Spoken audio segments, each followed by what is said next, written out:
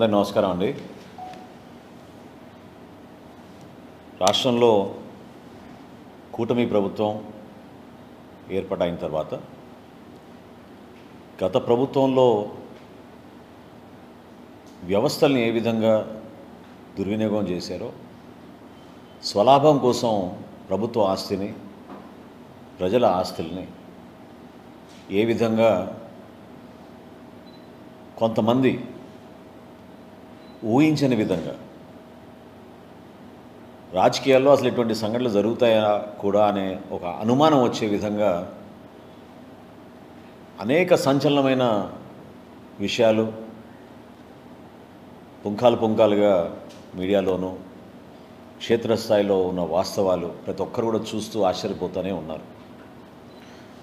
ఆ తరుణంలో గౌరవ ముఖ్యమంత్రి గారు చంద్రబాబు నాయుడు గారు, అదేవిధంగా గౌరవ ఉప ముఖ్యమంత్రి గారు పవన్ కళ్యాణ్ గారు చాలా నిజాయితీగా ఉండాలి, ప్రజల్లో మన పైన ఒక అద్భుతమైన బాధ్యత అప్పచెప్పారు,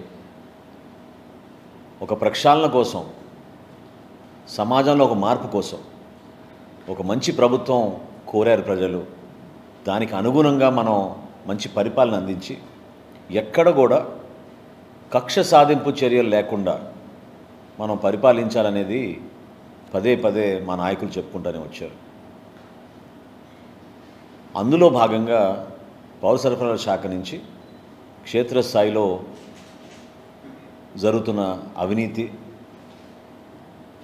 ప్రత్యేకంగా గత 5 సంవత్సరాల్లో వాళ్ళు చేసిన కొన్ని కార్యక్రమాలపైన దృష్టి పెట్టి రాష్ట్ర వ్యాప్తంగా కొన్ని సంస్కరణలు తీసుకురావడం అనేది జరుగుతూ ఉంది. పౌర సరఫరాల శాఖకి ధాన్యం కొనుగోలు చేసిన తర్వాత రాష్ట్రంలో దాదాపు 104 గోడౌన్స్కి ఏదైతే మేము కస్టమ్ మిల్డ్ రైస్ అంటారు, సిఎంఆర్ అంటారు, ధాన్యం రైతుల దగ్గర నుంచి కొనుగోలు చేసిన తర్వాత వివిధ రైస్ మిల్స్కి మేము రాష్ట్ర వ్యాప్తంగా దాదాపు 1300 రైస్ మిల్స్కి మేము అందించి బియ్యంగా మేము మార్చిన తర్వాత కస్టమ్ మిల్డ్ రైస్ని దాదాపు 104 గోడౌన్స్లో మేము వాటిని భద్రపరుస్తూ ఉంటాం. అందులో కొన్ని గోడౌన్స్ ఇన్వెస్టర్ గోడౌన్స్, కొన్ని గోడౌన్స్ బఫర్ గోడౌన్స్, వివిధ జిల్లాల్లో అనేక ప్రాంతాల్లో ఎక్కువ దూరం ప్రయాణం చేయకుండా ప్రజలకి ప్రతి నెల మేము పబ్లిక్ డిస్ట్రిబ్యూషన్ సిస్టమ్ ద్వారా ఏదైతే మేము రైస్ కానివ్వండి, కందిపప్పు కానివ్వండి, ఆయిల్ కానివ్వండి చేరుస్తామో, ప్రజలకే కాకుండా ఐసిడిఎస్ ద్వారా అంగన్వాడీ కేంద్రాలకి, అదేవిధంగా హాస్టల్స్కి కూడా, సోషల్ వెల్ఫేర్ హాస్టల్స్కి ఈ సరుకు పంపించే బాధ్యత పౌర సరఫరాల శాఖ నుంచి మేము నిర్వర్తిస్తూ ఉంటాం. ఈ 104 గోడౌన్స్లో మొన్న 26వ తారీఖున మా ఎండి గారు మనజీర్ గారు ఒక మార్పు తీసుకురావాలి, అసలు ప్రతి గోడౌన్లో ఎంత ఉంది లెక్క మనకు తెలియాలి. ఎందుకంటే ఖరీఫ్ మాసంలో మేము మరొకసారి ధాన్యం కొనుగోలు చేస్తున్న సందర్భంలో స్టాక్ ఎంత ఉంది మన దగ్గర, ఎంతవరకు మనం ధాన్యం కొనుగోలు చేయాలి, అట్ ద సేమ్ టైం ఎక్కడ ఏ గోడౌన్లో మేము ఎంత వీటిని భద్రపరచాలని దానిపైన ఒక కొత్త సాఫ్ట్వేర్ తయారు చేసి వేర్ హౌస్ మేనేజ్మెంట్ సిస్టమ్ అని ఒక కొత్త సంస్కరణ తీసుకొచ్చారు. ఇది 26వ తారీఖు నవంబర్న. అదే రోజున ఆయన ఆన్లైన్ ట్రైనింగ్ ప్రోగ్రాం పెట్టి రాష్ట్ర వ్యాప్తంగా ఉన్న ఈ గోడౌన్ల యాజమానులు, వాళ్ళ మేనేజర్స్, వారితో పాటు పౌర సరఫరాల శాఖలో ఉన్న జిల్లా అధికారులందరినీ కూడా ఆ ట్రైనింగ్ ప్రోగ్రాంలో మేము ప్రత్యేకంగా ఏ విధంగా రేపు ఉదయం నుంచి మీరు గోడౌన్లో తనిఖీలు చేసి ఆన్లైన్ మీరు నమోదు చేయాలి వివరాలనే దానిపైన ఒక శిక్షణా తరగతి మేము 26వ తారీఖున ప్రారంభించాం. విచిత్రం ఏంటంటే మరుసటి రోజు 27వ తారీఖున మచిలీపట్నంలో జేఎస్ గోడౌన్స్ అనే ఆ యాజమాని వారు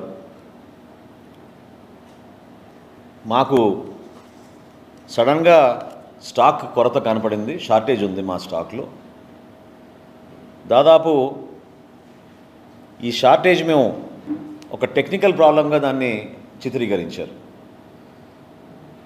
ఆ ప్రాంగణంలో ఉన్న ఒక లారీ వేయి బ్రిడ్జ్ ఏదైతే ఉందో అక్కడ వేయిమెంట్లో పొరపాటు వచ్చింది. కాబట్టి మేము 3,000 సుమారు బ్యాగ్స్ మేము షార్టేజ్ మాకు కనపడుతుంది. దీన్ని మేము బాధ్యత తీసుకుని ప్రభుత్వం ఏ నిర్ణయిస్తే అది దాన్ని బట్టి మేము తిరిగి చెల్లిస్తామని చెప్పి 27వ తారీఖున జయసుధ గారు లెటర్ రాశారు. Joint collector Krishna district. అయితే గోడౌన్లో స్టాక్స్ ఎంత ఉంది, ఏ విధంగా దీనిపైన మేము సమాచారం తెప్పించుకోవాలనే దానిపైన జాయింట్ కలెక్టర్ గారు వాళ్ళ దగ్గర ఉన్న స్టాక్ రిజిస్టర్స్ని బట్టి, బుక్ బ్యాలెన్స్ని బట్టి ఒక ప్రిలిమినరీ రిపోర్టు మా సివిల్ సప్లైస్ కార్పొరేషన్ ఆఫీస్కి డిసెంబర్ 4వ తారీఖున పంపించడం జరిగింది. అందులో ప్రిలిమినరీగా 185 మెట్రిక్ టన్నులు అంటే సుమారు 3,708 బ్యాగ్స్ బియ్య బస్తాలు షార్టేజ్ వచ్చిందనేది ఒక ప్రిలిమినరీ రిపోర్టుగా వాళ్ళు నిర్ధారించి పంపించారు. సివిల్ సప్లైస్ కార్పొరేషన్ ఎండీ గారు ఇమీడియట్గా 10వ తారీఖున ఇది మిస్అప్రాపరేషన్ జరిగింది కాబట్టి గైడ్లైన్స్ ప్రకారంగా డబుల్ ద పెనాల్టీ వేయాలి, ఇమీడియట్గా ఈ గోడౌన్ని బ్లాక్ లిస్ట్ చేద్దాం, అదేవిధంగా వీళ్ళపైన క్రిమినల్ చర్యలు తీసుకోమని పోలీసులకి ఎఫ్ఐఆర్ కూడా రిజిస్టర్ చేసేటట్టు కంప్లైంట్ ఫైల్ చేయమని ఆయన ఆ రోజు ఆదేశాలు జారీ చేయడం జరిగింది. ఇది డిసెంబర్ 10వ తారీఖున. డబుల్ ద అమౌంట్ అని ఎందుకు అంటున్నానంటే, ఎప్పుడైనా క్షేత్రస్థాయిలో మేము పోయి పరిశీలించినప్పుడు అది పీడిఎస్ రైస్ కానివ్వండి, లేకపోతే గోడౌన్లో షార్టేజ్ ఉన్నా కానివ్వండి, 1 మెట్రిక్ టన్ కన్నా ఎక్కువ ఉంటే ఖచ్చితంగా మాకున్న చట్టం ప్రకారంగా అమౌంట్ని డబుల్ చేసి మేము వాళ్ళ దగ్గర నుంచి ప్రొసీడింగ్స్ ఇష్యూ అయ్యే విధంగా చేస్తాం. సో 10వ తారీఖున మేనేజర్ గారు లెటర్ రాసిన తర్వాత 12వ తారీఖున జాయింట్ కలెక్టర్ గారు ఒక కమిటీని వేశారు. అందులో ఆర్డీఓ గారు, అదేవిధంగా పౌర సరఫరాల శాఖ నుంచి డిస్ట్రిక్ట్ సివిల్ సప్లైస్ మేనేజరు మరియు లీగల్ మెట్రాలజీ విభాగం నుంచి అసిస్టెంట్ కంట్రోలర్, ఈ ముగ్గురితోటి ఒక కమిటీ వేసి ఇంకా డీటెయిల్డ్ ఎంక్వైరీ చేసి మీరు రిపోర్ట్ సబ్మిట్ చేయమని 12వ తారీఖున పౌర సరఫరాల శాఖ నుంచి మేము ఇచ్చిన ఆదేశాల మేరకు జిల్లా కలెక్టర్ గారు, జాయింట్ కలెక్టర్ గారు కొత్త టీంని వేసి పంపించారు. ఇది దేనికోసం అంటే రేపటి రోజున రికవరీస్ ఏ విధంగా చేయాలి, పెనాల్టీస్ ఏ విధంగా వీళ్ళపైన వేయాలి, కొంచెం డీటెయిల్డ్గా ఎంక్వైరీ చేయమని మేము కోరడం జరిగింది. 13వ తారీఖున నోటీస్ జారీ చేశారు ఈ యాజమాన్యానికి. 16వ తారీఖున మీ గోడౌన్ ఇన్స్పెక్ట్ చేయబోతున్నాం, మీరు దయచేసి ఆ రోజున అక్కడ ఉండి మా అధికారులకి మీరు సహకరించండి, గోడౌన్ తనిఖీ చేసి మేము నిర్ధారించుకోవాలని చెప్పి 13వ తారీఖున వీళ్ళు నోటీస్ ఇచ్చారు. ఆశ్చర్యం ఏంటంటే అదే రోజున 13వ తారీఖున హడావుడిగా వారి లాయర్ ద్వారా 13వ తారీఖున వీళ్ళు ₹1,00,00,000 డీడీలు, ఎందుకంటే ₹1,76,00,000 ₹70,56,000 అమౌంట్ పెనాల్టీగా నిర్ధారించాం కాబట్టి అదే రోజున వీళ్ళు ₹1,00,00,000 డీడీలు తీసుకొచ్చి 13వ తారీఖున కృష్ణా జిల్లా జాయింట్ కలెక్టర్ గారికి వారి అడ్వకేట్ ద్వారా వాళ్ళు అందించారు. సరే 16వ తారీఖున సిబ్బంది అంతా వెళ్ళారు. దాదాపు గంటన్నర పైన అక్కడ వేచి ఉన్నా కూడా వీళ్ళెవరు రాలేదు, తలాలు కూడా తీయలేదు. చివరికి అధికారులు పర్మిషన్ తీసుకుని తలాలు పగలగొట్టి పంచనామాకి లోపలికి వెళ్ళి సిద్ధమైనప్పుడు ఈ యాజమాన్యం తరఫున అడ్వకేట్లు వచ్చారు, ఇంకెవరు రాలేదు, అడ్వకేట్లే వచ్చారు. పూర్తి స్థాయిలో విచారణ జరపడానికి కోసం వీళ్ళు రికార్డ్స్ అన్నీ కూడా సీజ్ చేసి బుక్స్ అన్నీ తీసుకున్న తర్వాత ఈ రోజుకి అక్కడ ఉన్న స్టాక్ అంతా కూడా దాదాపు 4,093 బస్తాలు అక్కడి నుంచి మేము mandal level stocking points, MLS points అంటారు, ఈ మండల్ లెవెల్ స్టాకింగ్ పాయింట్స్కి షిఫ్ట్ చేయడం జరిగింది. ఎందుకంటే వీటిని భద్రపరచాలి, వీటిని రేపటి రోజున మళ్ళీ ఈ ప్రజా పంపిణీ వ్యవస్థలో మేము ఈ బియ్యాన్ని ప్రజలకు అందించాల్సిన బాధ్యత మా పైన ఉంటుంది కాబట్టి 4093 బస్తాల్ని MLS పాయింట్కి మేము వాటిని ట్రాన్స్పోర్ట్ చేసాం. ఇది మొత్తం పంచనామా చేసిన తర్వాత వీడియో రికార్డింగ్తో సహా ఈ కార్యక్రమాన్ని చేసాం. అయితే ఆశ్చర్యకరమైన విషయం ఏంటంటే వీళ్ళు ఇచ్చిన ఈ లెటర్లో టెక్నికల్ గ్రౌండ్స్ వలన ఏదైతే పక్కన ఉన్న వేయింగ్ మెషిన్ లారీ వే బ్రిడ్జ్ ఏదైతే ఉందో దాంట్లో టెక్నికల్ ప్రాబ్లం వలన మాకు స్టాక్లో కొరత వచ్చింది, ఇబ్బంది వచ్చింది, అందుకనే మేము ఆ బాధ్యత మేమే తీసుకుంటున్నాం అని వీళ్ళు చెప్పారు. అయితే వీళ్ళు మర్చిపోయారో లేకపోతే ప్రజలకి తెలియదు అనుకుంటున్నారో లేకపోతే ఇన్వెస్టిగేషన్లో బయటికి రాలేదు అనుకుంటున్నారో కానీ వీళ్ళకి ఆనుకుని ఉన్న ఇంకొక వేర్ హౌస్ ఉంది, సత్య వేర్ హౌస్ అని. సత్య వేర్ హౌస్ వాళ్ళని నవంబర్లోనే మేము డీలిస్ట్ చేసాం. సత్య వేర్ హౌస్ వాళ్ళు ఎప్పుడు కూడా ఈ వేర్ బ్రిడ్జ్ గురించి కంప్లైంట్ చేయలేదు. వాళ్ళు ఎప్పుడు కూడా మాకు టెక్నికల్ ప్రాబ్లం ఉంది, మాకు స్టాక్ షార్టేజ్ వచ్చిందని వాళ్ళు ఎప్పుడు చేయలేదు. అంటే ఏ స్థాయిలో వీళ్ళు పోయి ఎవిడెన్స్ని డిస్ట్రాయ్ చేయాలని ట్రై చేశారో ఇదొక ఉదాహరణ. సరే, మొత్తానికి ఎఫ్ఐఆర్ రిజిస్టర్ అయింది. ఈరోజు మనకు వచ్చిన రిపోర్ట్ ప్రకారంగా 243 మెట్రిక్ టన్స్ అంటే 4840 బస్తాలు షార్టేజ్గా నిర్ధారించారు. దీన్ని మనకున్న నిబంధనల ప్రకారం అంచనా వేస్తే 2,23,56,000 రూపాయలు.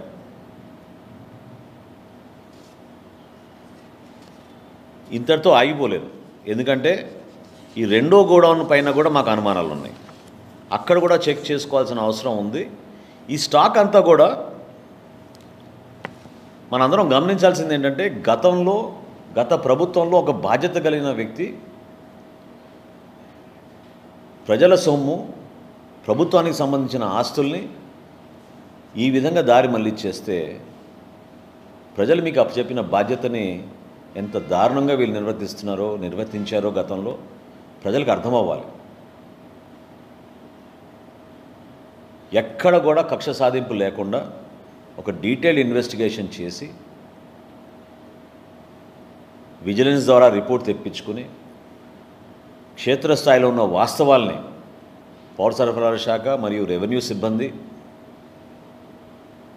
లీగల్ మెట్రాలజీ డిపార్ట్మెంట్ నుంచి కొలతలు మొత్తం చెక్ చేసుకుని ఎక్కడ కూడా పొరపాటు లేకుండా రికార్డ్స్ అన్నీ సీజ్ చేసే విధంగా మేము చర్యలు తీసుకుంటాం. సో దయచేసి ఎవరు కూడా దీన్ని ఎందుకు ఇంకా యాక్షన్ తీసుకోవడం లేదు అని కొంతమంది హడావుడి చేస్తున్నారు. వాళ్ళందరికీ నేను చెప్పగలిగే సమాధానం ఒకటే: చట్టాన్ని ఎవరు కూడా తప్పించుకుని వెళ్ళలేరు. అది ఎంతటి వారైనా ఎవరైనా సరే రూల్ ఆఫ్ లా ఇంప్లిమెంట్ అవ్వాల్సిందే. పదే పదే మా ఉప ముఖ్యమంత్రి గారు పవన్ కళ్యాణ్ గారు, అదేవిధంగా రాష్ట్ర ముఖ్యమంత్రి చంద్రబాబు నాయుడు గారు ఒకే ఒక మాట చెప్పారు: అనవసరంగా ఎవరిపైన కూడా మేము కక్ష సాధింపులు చేయం, కానీ పొరపాటు చేసిన వాళ్ళని మాత్రం ఖచ్చితంగా మేము వదలం. అంటే ఒక గోడౌన్లో వీళ్ళు ఇన్వెస్టర్లుగా వీళ్ళు వచ్చి 2021లో ఈ గోడౌన్ని పౌర సరఫరాల శాఖకు అప్పచెప్పి సుమారు 5,000 మెట్రిక్ టన్నులు ఇక్కడ ప్రతి సీజన్లో మేము భద్రపరుస్తూ ఉంటాం. అటువంటి గోడౌన్ నుంచి ప్రిలిమినరీగా ఇంకా పూర్తి కాలేదు ఇన్వెస్టిగేషన్, ఇప్పటికే మాకు వచ్చిన లెక్క 243 మెట్రిక్ టన్నులు అంటే 4,840 బస్తాలు దారి మళ్లించేసి వీళ్ళ స్వలాభం కోసం అహంకారంతో ఎవరు మనని ప్రశ్నించలేరు, ఎవరు మన అడగరు, లెక్కలతో మనకు సంబంధం లేదు, ప్రజల ఆస్తులు కేవలం మన కోసమే ఉన్నాయనే విధంగా వీళ్ళు వ్యవహరిస్తే వ్యవస్థను ఎంత ఖూనీ చేశారో ఒకసారి ప్రజలందరూ కూడా అర్థం చేసుకోవాలి. ఖచ్చితంగా నేను రాష్ట్ర ప్రజలకి హామీ ఇస్తున్నాను, కూటమి ప్రభుత్వం 100% ఒక ప్రక్షాళన కోసం మేము అడుగులు వేస్తున్నాం ముందుకి. ఒక మార్పు తీసుకొచ్చి చూపిస్తాం మీకు ఏ విధంగా ప్రభుత్వంలో నిజాయితీగా ప్రభుత్వ ఆస్తుల్ని కాపాడుకునే విధంగా, వ్యవస్థల్ని దుర్వినియోగం కాకుండా అంతిమంగా ప్రజలకే మేలు జరిగే విధంగా మేము ఏ విధంగా నిలబడతామో చేసి చూపిస్తున్నాం. కానీ గత 5 సంవత్సరాల్లో వీళ్ళు చేసిన అరాచకాలు ఎవరు కూడా ఊహించలేని విధంగా వీళ్ళు మార్చారు.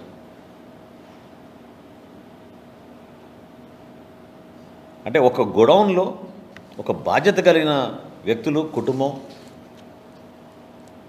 ఈ విధంగా వాళ్ళు కేవలం ఈ రోజున డీడీలు ఇచ్చేస్తే సరిపోతుంది అనుకుంటే ఈ కేసు ఆగదు.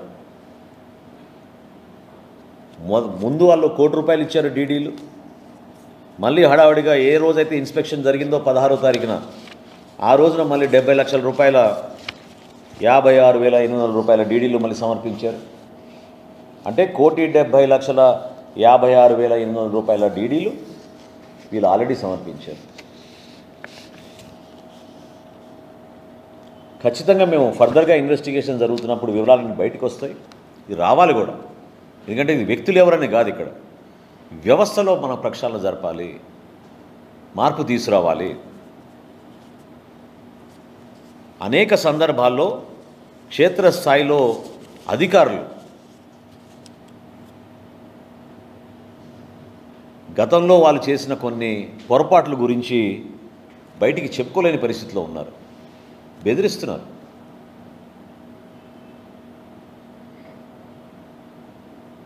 కంప్లైంట్లు తీసుకెళ్ళి కేసులు పెట్టమంటే ఏ విధంగా అదే అధికారులు ఈ రోజున వణికిపోతున్నారో మీరే చూశారు. ఖచ్చితంగా ఈ ₹2,23,00,000 ఏదైతే ప్రాథమికంగా మేము నిర్ధారించామో ఈ రోజుకి ఇంకా లోతుగా వెళ్ళాల్సిన అవసరం ఎందుకుందని అంటున్నానంటే, మొత్తం స్టాక్ రిజిస్టర్స్ కూడా వీళ్ళు ట్యాంపర్ చేశారు. అసలు ఒక లారీ వెయి బ్రిడ్జ్ని వీళ్ళు ట్యాంపర్ చేశారంటే మీరు ఊహించుకోవాలి ఏ విధంగా జరుగుతుందో.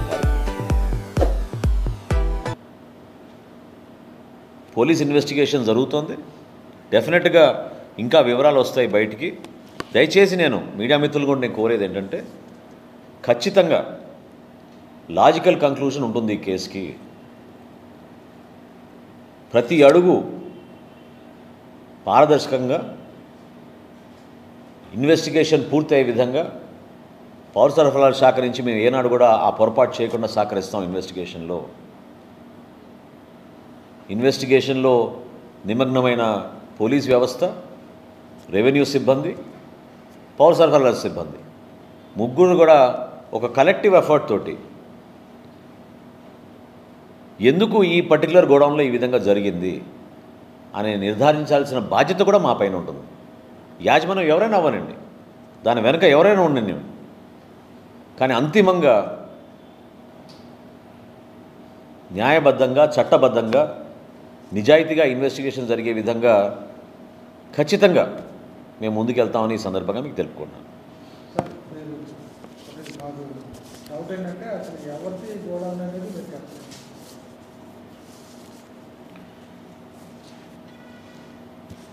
జేఎస్ వేర్ హౌస్ అని శ్రీమతి పేర్ని జయసుధా గారిదండి. వారు దీనికి ఓనర్స్. దీనికి దాని పక్కన ఇంకో వేర్ హౌస్ కూడా ఉంది, సత్య వేర్ హౌస్ అని. ఇవన్నీ కూడా రాష్ట్ర వ్యాప్తంగా ఇందాక అన్నట్టు 104 బఫర్ గోడౌన్స్ని మేము చాలా లోతుగా తనిఖీలు చేస్తున్నాం. దానికోసం ఈ కొత్త సాఫ్ట్వేర్ తీసుకొచ్చి ఎక్కడ కూడా పొరపాటు జరగకుండా మాకు స్టాక్ బ్యాలెన్స్ ఎంత ఉంది, ఏ విధంగా మేము కొనుగోలు చేసి ఏ గోడౌన్కి పంపించాలనే దానిపైన వేర్ హౌస్ మేనేజ్మెంట్ సిస్టమ్ అనేది ఒక కొత్త సిస్టమ్ మేము తీసుకొచ్చి ఏర్పాటు చేసాం. సో ఆ సమయంలో వీళ్ళు హడావడిగా చేసిన తప్పుని వాళ్ళు ఎప్పటి నుంచో గుర్తించారు.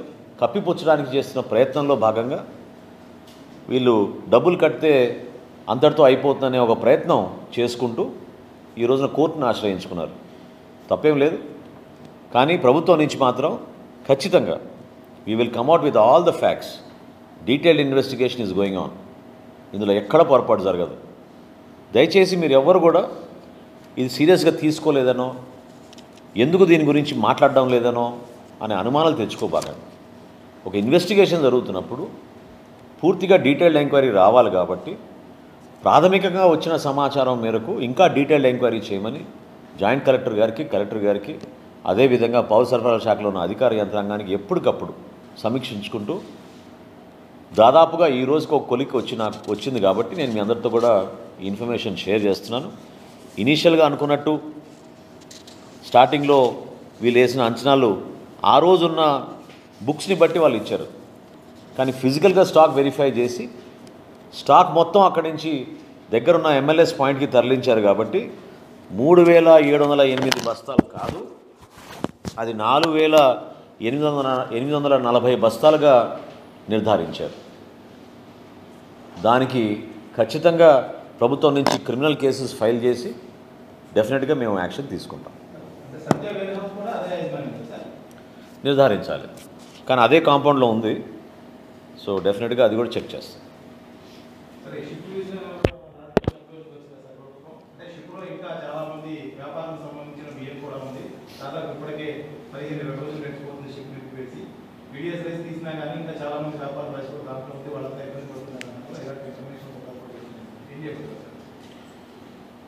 నేను పూర్తిగా ఫాలో కాలేదు, కానీ ఇవాళ కలెక్టర్ గారు కాకినాడలో ప్రెస్ కాన్ఫరెన్స్ పెట్టి గౌరవ ఉప ముఖ్యమంత్రి గారి ఆదేశాల మేరకు క్షుణ్ణంగా షిప్లో డీటెయిల్ ఇన్వెస్టిగేషన్ చేశాం. సో గతంలో ప్రకటించిన దానికన్నా ఎక్కువ స్టాక్ నిర్ధారించడం అయిందనే విషయం ఆయన మీడియాకి వెల్లడించారని ఇందాక నాకు చెప్పారు. పూర్తి సమాచారం తెప్పించుకోవాలి. నేను ఇందాక అన్నట్టు చట్టాన్ని ఎవరు దాటి వెళ్ళలేరు. ఖచ్చితంగా మా పరిధిలో ఈ ప్రక్రియలో ఒక ప్రక్షాళన జరగాలని గౌరవ ఉప ముఖ్యమంత్రి గారు, గౌరవ ముఖ్యమంత్రి గారు పదే పదే ఆ విధంగా సలహాలు ఇస్తూనే ఉన్నారు. మా శాఖకి నాకు ఒక మంత్రిగా ఆ బలం కూడా వాళ్ళ ద్వారా నేను తీసుకోగలుగుతున్నాను. సో నిజాయితీగా పనిచేస్తాం. అది ఏ వెసల్ అయినా అవనండి, ఏ పోర్ట్ అయినా అవనండి, ఏ కంటైనర్ అయినా అవనండి, ఏ లారీ అయినా అవనండి. ఎప్పుడైతే మీ దగ్గర PDS రైస్ దొరికిందో ఖచ్చితంగా చట్టపరంగా మేము యాక్షన్ తీసుకుంటాం. మొట్టమొదటిసారి రాష్ట్రంలో PD యాక్ట్ కింద రైస్ స్మగ్లింగ్ కూడా తీసుకొచ్చాం. ఇదివరలాగా 6A చట్టం వాడాం. ఇంకా రాబోయే రోజుల్లో మినిమం 6 months జైలు ఎవరైతే PDS స్మగ్లింగ్ చేస్తారో ఈ రైస్ని, అటువంటి చట్టాలు మేము తీసుకొచ్చాం. ఆ పొరపాటు జరగకుండా ప్రజల కోసం కష్టపడి దాదాపు 13,000 కోట్ల రూపాయలు వెచ్చించే ఈ బియ్యాన్ని ప్రతి కార్డు హోల్డర్కి సక్రమంగా చేరే విధంగా మా శాఖ నుంచి, మా ప్రభుత్వం నుంచి మేము బాధ్యత తీసుకుని ప్రజల్లోకి తీసుకెళ్తాం.